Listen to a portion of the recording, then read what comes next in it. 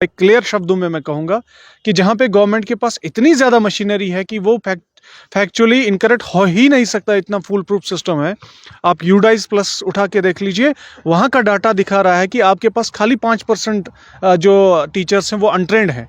अब 36,000 का जो ये जादुई आंकड़ा जो है कहीं ना कहीं विजन 2047 में है, ये हमारे बिल्कुल माइंड से बाहर है। और हम रिक्वेस्ट करेंगे एलजी एडमिनिस्ट्रेशन से, चीफ सेक्रेटरी अरुण कुमार मेहता साहब को आपके ज़रिए से, कि ये जो है, ये जो फिगर्स वहाँ पे लिखे गए हैं और ये जो शब्द यूज़ किए गए हैं थ्रेट, ऑल्दो कि हमें जो है क्लियरेंसेस पे आ चुका है ऑलरेडी फ्रॉम एलजी एडमिनिस्ट्रेशन, लेकिन फर्दर मैं आपके माध्यम से भी अपील करूँगा, क्योंकि आपका एक बड़ा इम्पोर्टेंट जो है चैनल है, आपका हर कोई आदमी इसको देखता है, तो आपके माध्यम से भी मैं रिक्वेस्ट करूंगा एलजी एडमिनिस्ट्रेशन से कि ऐसे स्टेटमेंट्स को कम से कम रोकने की कोशिश की जाए।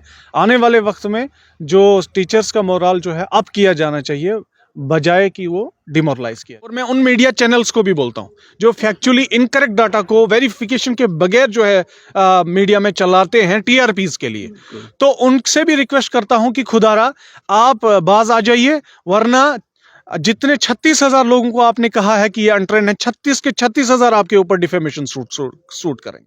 आप देख रहे हैं न्यूज़ स्टार इंडिया और मैं हूं अरफाज अहमद डायंग। आज हम डिस्ट्रिक्ट रामबन में हैं और डिस्ट्रिक्ट रामबन में आज हमारे साथ में ये जो लोग आप देख रहे हैं, ये टीचर्स जॉइंट एक्शन कमेटी के सदस्य हैं और हमारे साथ वाइस चेयरमैन हैं आफ्ताब जी। इनसे बातचीत करेंगे क्या कुछ पूरा मामला था। आज इनकी डीसी साहब से भी मुलाकात हुई है। सर, स्वागत है आपका न्यूज़ स्टार इंडिया में। Thank you very much sir. Sir, किन इश्यूज़ को लेकर के आज जो है आज डीसी साहब से आपकी मुलाकात हुई? जी थैंक यू। सबसे पहले तो आज डीसी साहब ने ज्वाइन जो एज नए डीसी यहाँ पे आए हैं, तो पहला हमारा ये लक्ष्य था कि हम उनको अपने डिस्ट्रिक्ट में जो है अभिनंदन करके वेलकम करें। और इंट्रोडक्टरी जो बात करनी थी तो वो हमने की डीसी साहब से, और कुछ इश्यूज़ जो थे उन्होंने उसके लिए हमें जो है फर्दर टाइम दिया है। तो मेनली जो हमारा आज का मुद्दा था वो डीसी साहब को वेलकम करना था, और अपनी तरफ से, अपनी तंजीम की तरफ से, Jammu Kashmir teachers joint action committee की तरफ से उनको वेलकम करना था अपने डिस्ट्रिक्ट में, और अपना पूरा सहयोग देना कि इसमें एजुकेशन को हम किस तरीके से अपने इस डिस्ट्रिक्ट में, जो लिटरेसी रेट के एतबार से जो है कहीं ना कहीं जो है न्यूज़ में रहता है कि नीचे है, कि उसको किस तरीके से हम ऊपर अपलिफ्ट करें। तो उसके लिए डीसी साहब ने हमारे साथ एक तफसीली बात की है, और आने वाले वक्त में जो है टीचर्स कॉन्फ्रेंस करके और फिर फर्दर उनके साथ मुलाकात करके हम फर्दर उनके साथ ये बात करेंगे। तो अगर हम बात करें इन जनरल, क्या कुछ दिक्कतें परेशानियां जो हैं टीचर्स को आती हैं? जी सर, मैं आपको बताऊं कि आज जैसे आप देखते हैं कि टीचर्स इस वक्त जो है पूरी जो है यूटी में, मैं कहूँगा कि कहीं ना कहीं आप देखते हैं कि गवर्नमेंट की कोशिश है कि जो स्कूल्स हैं वो जो है अच्छे से परफॉर्म करें, इंफ्रास्ट्रक्चर जो है वो अच्छा सा हो जाए, और राइट्स एंड ड्यूटीज़ में जब आप बैलेंस करते हैं तो इश्यूज़ हमेशा रहते हैं। तो मैं बड़ी ये खुशनुमी से कहूँगा कि एलजी एडमिनिस्ट्रेशन ने जो है काफ़ी अच्छा काम किया है इसको एजुकेशन सेक्टर को प्रमोट करने में यूटी में। और इसके साथ साथ में ही लेकिन कुछ ऐसे इश्यूज़ हैं जहाँ पे शायद गवर्नमेंट की जो है प्रॉपर, या गवर्नमेंट तक जो बात पहुँचाने वाले लोग हैं उनने मिसकोट करके जो है कुछ एक कंट्रोवर्शियल और डिमोरलाइजेशन जो करी है टीचर्स की। तो उसमें हम लोग हमेशा संगीन जो है करते हैं कि अगर एक टीचर जो है बिल्कुल आपकी हर पॉलिसी को इम्प्लीमेंट करते हैं, तो डेंग साहब मैं कहूँगा कि आज जो टीचर है, मैं इसको खाली टीचर नहीं कहूँगा, मैं इसको मल्टीपर्पज़ वर्कर कहूँगा। बिल्कुल है। अनफॉर्चुनेटली आप देख रहे हैं कि आज अगर एमडीएम का काम करना है वो भी टीचर को करना है, बीएलओ का काम करना है वो भी टीचर को काम करना है, जो टॉयलेट्स का डाटा है वो भी टीचर को दिया जाता है। और कहीं ना कहीं मैं कहूँ कि जो जितने भी काम जो है, चाहे फिर सेहत कार्ड बनाने हों, कोविड में सर्विलेंस इंचार्ज करना हो, या फिर जो है डिफरेंट सर्वेज जो है उनमें जो है टीचर्स की सर्विसेज ली जाती है, और टीचर बिना किसी एक्सक्यूज़ को वो कर रहा है। लेकिन जब ज़रूरत होती है कि उसको एनकरेज किया जाए, उसको डिस्करेज किया जाता है इस तरीके से कि ऐसे फिगर्स और ऐसे फैक्चुअली इनकरेक्ट स्टेटमेंट जो है मीडिया में आ जाते हैं अननेसेसरीली, जिससे डिमोरलाइज होता है। तो इसकी एक एग्जांपल मैं आपके सामने ये दूंगा कि अभी जो है विजन डॉक्यूमेंट 2047 जो है गवर्नमेंट ने सामने लाया है। हम मुबारक करते हैं गवर्नमेंट के इस विजन को कि वो चाहते हैं कि NEP 2020 के तहत जो है भारत का हर एक गांव, इंडिया का हर एक क्लस्टर एजुकेशनली बड़ा इम्प्रूव करे। लेकिन जो फिगर्स हमारे सामने आए हैं, क्योंकि मेजॉरिटी इस टाइम जो एजुकेशन प्रमोट कर रहे हैं सर, मैं आपको कहूं कि जो फिगर्स गवर्नमेंट ने आज कोट किए हैं, 1,69,000 टीचर्स जो है काम कर रहे हैं। उसमें अगर आप देखेंगे 60% ऑफ द मैन पावर जो है एसएसए बॉन्ड टीचर्स जो है वो दे रहे हैं, आरईटी लोग दे रहे हैं, और इस तरीके से उनका डिमोरलाइजेशन करना कि वो जी अनट्रेंड है। तो अगर आप पीएबी की मीटिंग देखते हैं, समग्र शिक्षा ने किया, सेंट्रल गवर्नमेंट खुद बोलती है कि हमारे पास टोटल 2021 अनट्रेंड टीचर्स हैं। और अगर आज कल की इस माहौल में आप देखें सर, डिजिटल इंडिया की बात की जाती है, तो अनफॉर्चुनेटली मेरे को कहना पड़ रहा है आपके माध्यम से, बड़े क्लियर शब्दों में मैं कहूँगा कि जहाँ पे गवर्नमेंट के पास इतनी ज़्यादा मशीनरी है कि वो फैक्चुअली इनकरेक्ट हो ही नहीं सकता, इतना फुल प्रूफ सिस्टम है।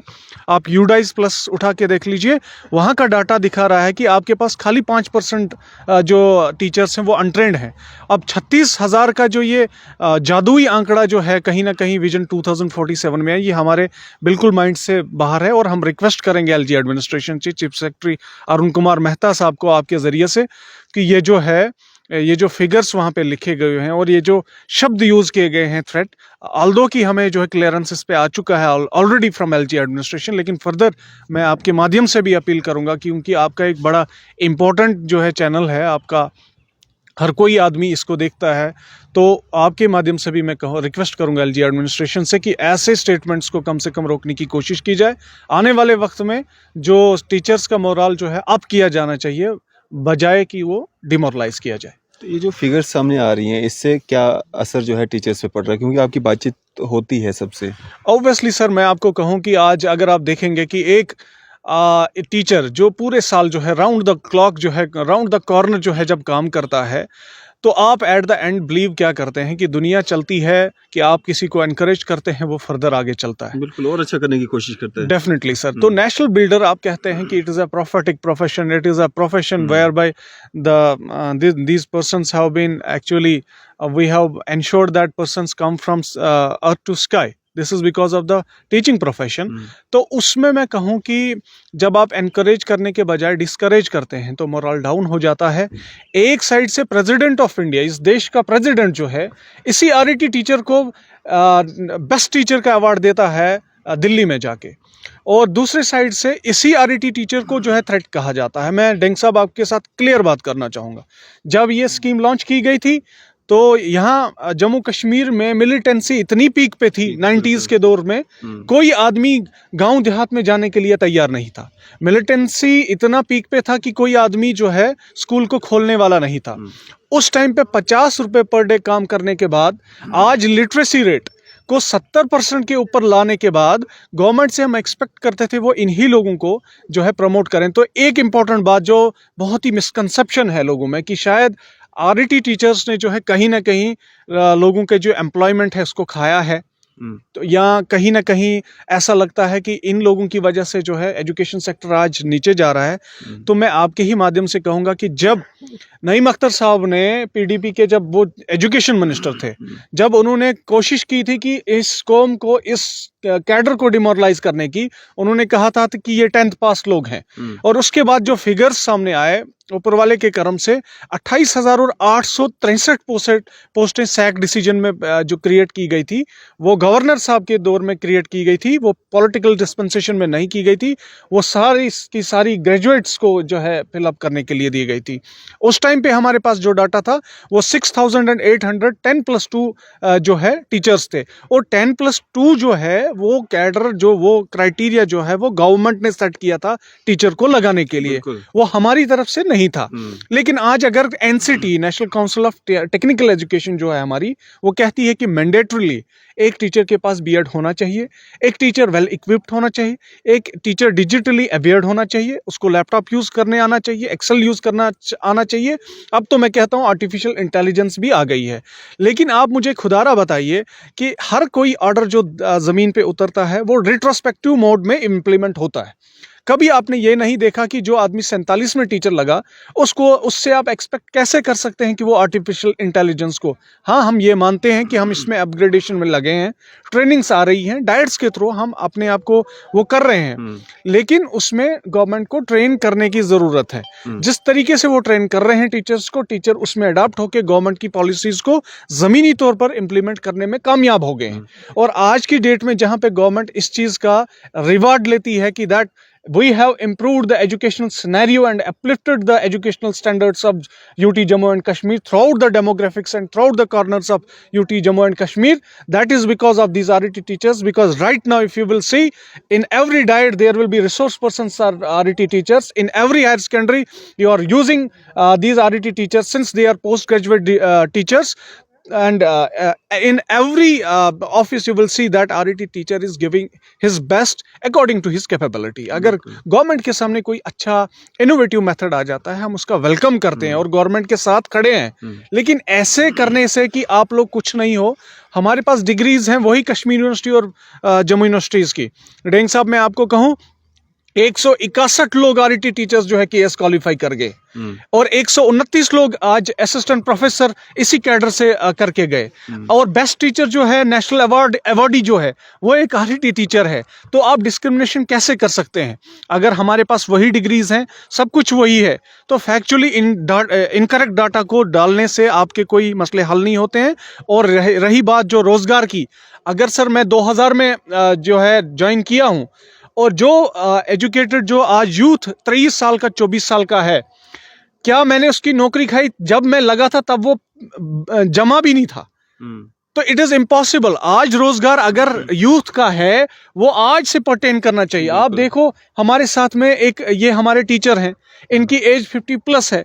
How come is it possible that कि इनकी क्या गलती थी कि मेरिट से ये 20, 30, 25 साल पहले लगे थे, तो आज इन्होंने उस युवा की नौकरी को कैसे खाया जबकि ये 25 साल पहले लगे हैं। अगर आज के कहीं ना कहीं रोजगार में कोई भी एवेन्यूज कम है या क्रिएट करने हैं, that is the domain of the government and we feel that as RET cadre we have always जो है served with responsibility, and today I can say with very easiness that we have been doing a great and commendable job throughout the corners.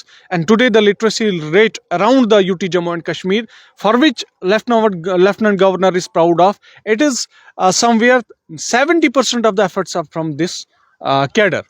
तो इसलिए मैं आपसे फिर से ये request आपके माध्यम से रिक्वेस्ट करता हूँ कि गवर्नमेंट को चाहिए कि ऐसी जो फैक्चुअली इनकरेक्ट जो है फिगर्स जो है जो आती हैं कि बिफोर दैट वो मीडिया में आ जाएं। और मैं उन मीडिया चैनल्स को भी बोलता हूं जो फैक्चुअली इनकरेक्ट डाटा को वेरिफिकेशन के बगैर जो है मीडिया में चलाते हैं TRPs के लिए, तो उनसे भी रिक्वेस्ट करता हूं कि खुदारा आप बाज आ जाइए, वरना जितने 36,000 लोगों को आपने कहा है कि ये अनट्रेंड है, 36 के 36,000 आपके ऊपर डिफेमेशन सूट करेंगे। बिल्कुल। Thank you very much. Sir शुक्रिया हमारे साथ बातचीत करने के लिए। Thank you sir. तो ये थे हमारे साथ टीचर्स जॉइंट एक्शन कमेटी के सदस्य जो अपनी बात जो है, जो अपनी मांगे जो है वो कहीं ना कहीं मीडिया के माध्यम से जो है सरकार तक पहुंचाने की कोशिश कर रहे थे। इसी तरह की मजीद अपडेट्स के लिए आप देखते रहे न्यूज़ इंडिया। मैं अरफाज मडैंग, कैमरामैन शाहनवाज के साथ।